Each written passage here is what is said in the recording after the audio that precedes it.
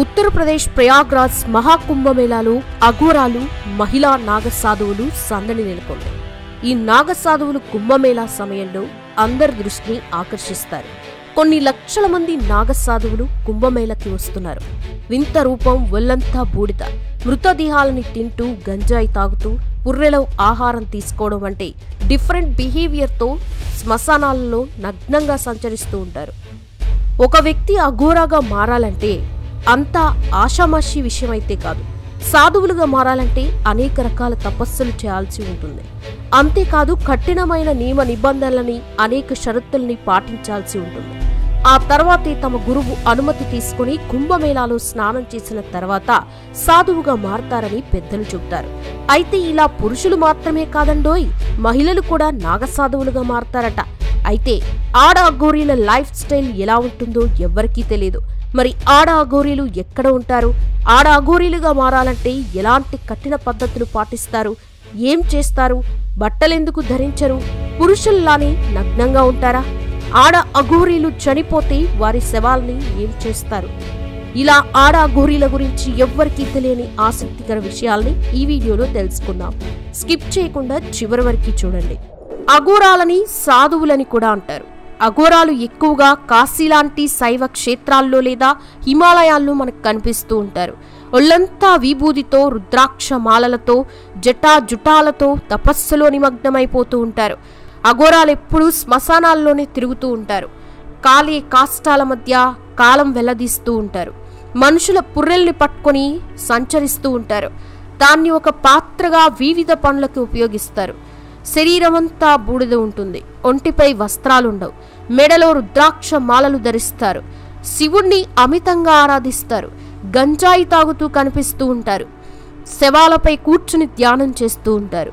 వీరికి మంచి చెడులు ఒక్కటే. బాహ్య ప్రపంచానికి చాలా ఎడం పాటిస్తూ ఉంటారు. కుంభమేళా జరిగేటప్పుడో లేదా దేవాలయాల్లో ఏవైనా ప్రత్యేక పూజల సమయంలో పెద్ద ఎత్తున ఆ ప్రాంతాలకి తరలిస్తూ ఉంటారు. సంస్కృతంలో అఘోరి అంటే భయం కలిగించని అని అర్థం. కానీ అఘోరాల వేషధారణ, ప్రవర్తన భీతి గొలుపుతూ ఉంటుంది. హిందూ సమాజంలో వీరిని దేవదూతలుగా భావిస్తారు. అఘోరాల్లో పురుషులే ఉంటారు. మహిళలు అరుదుగా కనిపిస్తూ ఉంటారు. దేవునితో ఏకం కావడానికి వీరు సాధారణ నియమాల్ని దాటి తమదైన ప్రత్యేక పద్ధతుల్ని అవలంబిస్తారు. ఇక అఘోరాలు కొందరు వారి శరీరంలో ఎముకలు లేవా అన్నట్లుగా ఎట్టు పడితే అటు శరీరాన్ని వంచుతారు. కొన్ని సందర్భాల్లో మాత్రమే అఘోరాలు లంగోట ధరిస్తారు. పూర్తి కాలం వారు నగ్నంగానే ఉంటారు.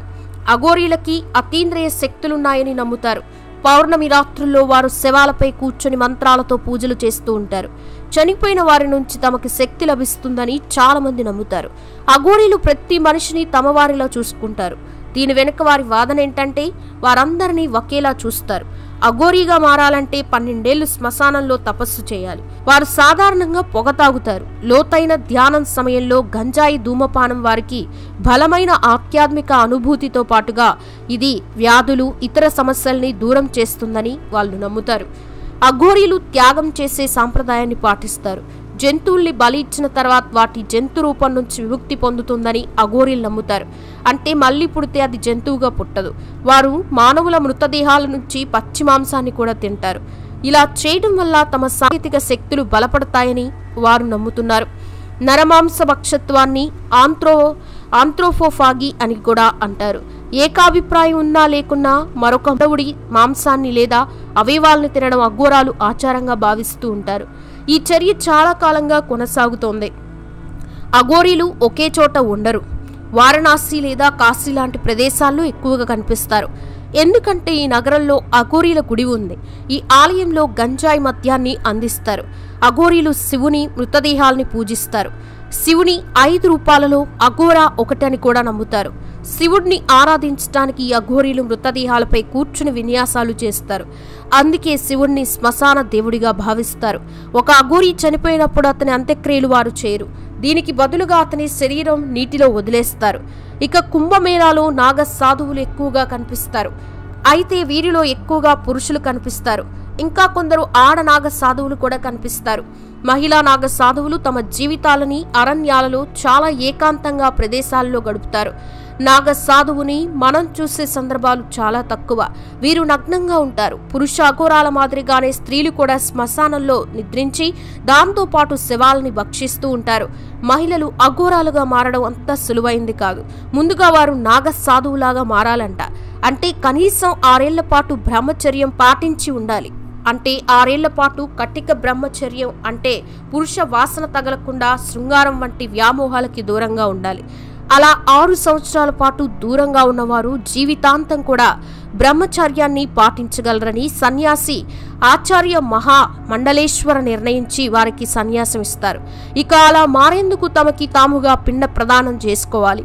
తమ రక్త సంబంధీకులను వదిలేసుకోవాలి. నాగ సాధువుగా మారిన తర్వాత మహిళలు తమ అలవాట్లను పూర్తిగా మార్చుకోవాలి. పురుషులతో సమానంగా మహిళలు కూడా శివ పూజల్లో పాల్గొనాల్సి ఉంటుంది. ప్రతిరోజు ఉదయం బ్రహ్మముహూర్తంలో నిద్రలేచి నిత్యకర్మ చేసిన తర్వాత శివారాధన చేయాలి. ఇలా మధ్యాహ్నం వరకు గడిపి మధ్యాహ్న సమయంలో భోజనం చేస్తారు. తర్వాత మళ్ళీ ఈశ్వరనామ జపం చేస్తూ భజనలు చేస్తూ దైవ పూజలు నిర్వహిస్తారు. గర్భం నుంచి వచ్చే క్రమంలో ప్రతి ఒక్కరూ ఎలాంటి దుస్తులు లేకుండా బయటికి వస్తారు. చనిపోయిన తర్వాత కూడా దుస్తులు తీసేస్తారు. అదే కారణంతోనే ఆ మహిళా అఘోరీ కూడా ఎలాంటి దుస్తులు లేకుండా బయటికి వెళ్తారు. అఘోరాలు ఎప్పుడు రహస్యంగానే ఉంటారు. శ్మశాన వాటిక మృతదేహం శివుడితో ప్రత్యేకమైన అనుబంధం వారికి ఉంటుంది. ప్రతి అఘోరీ ఖచ్చితంగా తమ వద్ద ఒక మగ పుర్రెను ఉంచుకుంటారు. దాంట్లోనే తింటారు, తాగుతారు. అయితే పుర్రెలోనే ఎందుకు తినడం అనే సందేహం రావచ్చు. దానికి ఒక కారణం ఉంది. పుర్రె శివుడిని సూచిస్తుందని వాళ్ళు నమ్ముతారు. దీన్ని మోయడం వల్ల శుభం కలుగుతుందని వారిలో నమ్మకం. అందువల్లనే దానిలోనే అన్నీ చేస్తారు. శివుడు ఒకప్పుడు బ్రహ్మతల నరికాడని చాలా కథలు చెబుతున్నాయి. దీని తర్వాత శివుడు ఆ తలని తీసుకొని విశ్వమంతా తిరిగాడట. శివుని రూపాన్ని అనుసరించే అఘోరీలు మానవ తలల్ని తమతో ఉంచుకుంటారు. కొన్ని సమయాల్లో ఆడనాగ సాధువులు సాధారణంగా కాషాయ వస్త్రాన్ని ధరిస్తారు. ఆడనాగ సాధువులు ఏకవస్త్రాన్ని ధరిస్తారు. ఈ వస్త్రం కుట్టబడదు. ఈ వస్త్రాన్ని గంటి అంటారు. దీనితో పాటు మహిళా నాగసాధువు ఎల్లప్పుడూ నుదుటిపై తిలకాన్ని ధరిస్తారు. శరీరాన్ని భస్మాన్ని పూసుకుంటారు. హిందూ ధర్మంలో మహిళా నాగసాధువులకి మంచి గౌరవం ఇస్తారు. వీరిని మాతా అని పిలుస్తారు. ఇలా అనేక ఏళ్లు పరీక్షలు ఎదుర్కొన్న తర్వాత గురువు ఆ మహిళని నాగసాధువుగా మార్చడానికి అనుమతిస్తారు. మహిళా నాగ సన్యాసి అయిన తర్వాత ఆమె తన జీవితాన్ని భగవంతునికి అంకితం చేస్తుంది. ఎల్లప్పుడూ భగవంతుని భక్తిలో నిమగ్నమై ఉంటారు.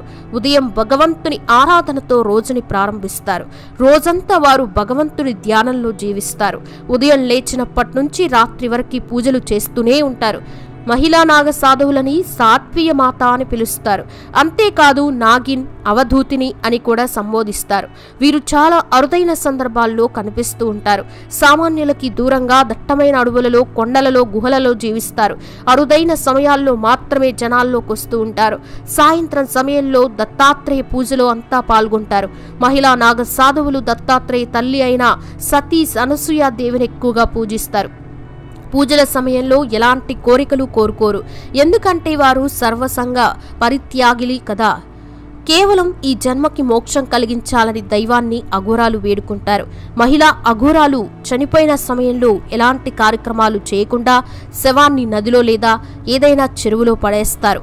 అయితే తెలంగాణలో ఓ లేడీ అఘోరీ జనాల మధ్యలోకి రావడం ఆ మధ్య హాట్ టాపిక్ అయింది. రాష్ట్రంలోని పలు ఆలయాలని సందర్శిస్తూ ఆమె పూజలు చేశారు.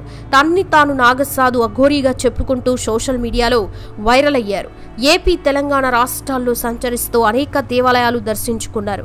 2 తెలుగు రాష్ట్రాల్లో ఈమె చేసిన హల్చల్ అంతా ఇంత కాదు.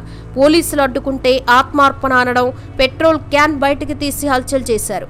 ఏపీ పర్యటనలో శ్రీకాళహస్తి వద్ద అన్నంత పని కూడా చేసి చివరికి పోలీసుల చొరవతో వెనక్కి తగ్గారు. ఇంకా హిందువులు ఏకం కావడం లేదంటూనే ఆలయాలపై దాడులు నియంత్రించకపోతే ఆత్మార్పణ నిర్ణయానికి తాను కట్టుబడి ఉన్నట్లు మరోమారు ప్రకటించారు. 2 తెలుగు రాష్ట్రాల ప్రభుత్వాలకి వార్నింగ్ కూడా ఇచ్చారు. ఆడపిల్లలపై అఘాయిత్యాలు, ఆలయాలపై దాడులు ఆపడంలో ప్రభుత్వాలు తగిన రీతిలో స్పందించడం లేదని వాపోయారు. అయితే తెలంగాణ రాష్ట్రం మంచిర్యాల జిల్లాకి చెందిన ఈమె 7 ఏళ్ల వయసులో తన గురువు అఘోరీ దీక్షనివ్వడంతో హిమాలయాలకెళ్లిపోయానని, ప్రస్తుతం 27 ఏళ్లని, తాను 18 శక్తి పీఠాలు, 12 జ్యోతిర్లింగాలు దర్శించుకోవడం జరిగిందని తెలిపారు. తన గురువు కాశీ విశ్వనాథ్ ఆధ్వర్యంలో తాను అఘోరీగా మారినట్లు చెప్పారు. తన గురువు అఘోరీ దీక్షనివ్వడంతో హిమాలయాలకెళ్లిపోయారట. తాను 18 శక్తిపీఠాలు 12 జ్యోతిర్లింగాలు ఇప్పటివరకు దర్శించుకున్నారట. అఘోరీ నాగసాధు 2 దీక్షల్ని తాను పూర్తి చేశారట. ఏండ్ల తరబడి హిమాలయాల్లో తపస్సు చేశారట. అందరి మాదిరిగా చదువుకునే అవకాశం లేదని, అయితే దైవకృపతో దేశంలోని ప్రముఖ భాషల్ని అర్థం చేసుకోగలుగుతున్నానని, మాట్లాడగలుగుతున్నానని అఘోరీ మాత చెప్పింది. గురువు అనుమతితో సనాతన ధర్మ పరిరక్షణకి హిమాలయాల్లోని కేదార్నాథ్, కైలాష్ పర్వతాలను వీడి జనసంచారంలోకి వచ్చి 5 ఏళ్లుగా దేశంలో పర్యటిస్తున్నారట. మరో 25 సంవత్సరాలు మాత్రం తాను భూమిపై బతుకుతానని చెప్పారు. అప్పటిదాకా సనాతన ధర్మ సంరక్షణకి పాటుపడతానని అన్నారు. సనాతన ధర్మం ప్రమాదంలో ఉన్నందున అఘోరా నాగ సాధువులు తపస్సు నుంచి బయటికి వచ్చి దేశంలో సనాతన ధర్మ పరిరక్షణకి, లోక కళ్యాణం కోసం పర్యటిస్తున్నారు. చూశారు కదా ఫ్రెండ్స్, ఆడ అఘోరీల గురించి స్టోరీ. మరి మీరేమనుకుంటున్నారు? కామెంట్ సెక్షన్లో కామెంట్ చేయండి. వీడియో నచ్చితే లైక్ చేయండి, షేర్ చేయండి. ఇలాంటి మరెన్నో ఇంట్రెస్టింగ్ వీడియోస్ కోసం మన ఛానల్ని సబ్స్క్రైబ్ చేసుకోండి. Thanks for watching this video.